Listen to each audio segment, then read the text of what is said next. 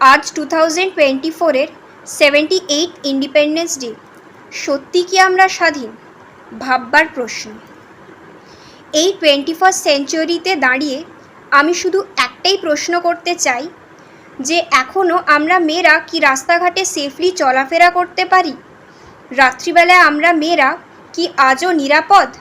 না, সেটা আমাদের একটা ভুল ধারণা।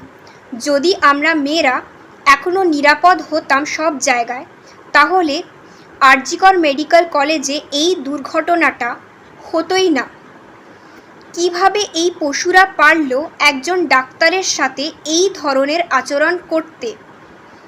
একজন ডাক্তার, যিনি ভগবানের পর দ্বিতীয় স্থান, যিনি আমাদের বিপদের হাত থেকে রক্ষা করেন, অসুখ বিসুখের হাত থেকে বাঁচান, আমাদের অসুখ বিসুখের সময় পাশে থাকেন, সেবা করেন, সেই ডাক্তারের সাথে এরকম একটা জঘন্য কাজ করতে পারলো?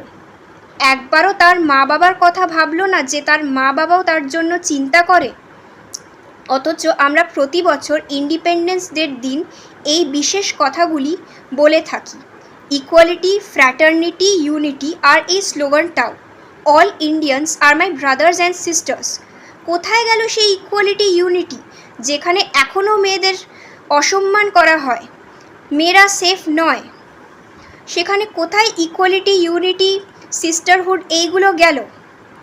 আমি এটাই বলতে চাই যে যারা এরকম জঘন্য কাজ করেছে তাদের যেন কঠিনের থেকেও কঠিন শাস্তি হোক, আর এই প্রতিবাদ চলতে থাকুক যতদিন এই পশুরা শাস্তি না পাক।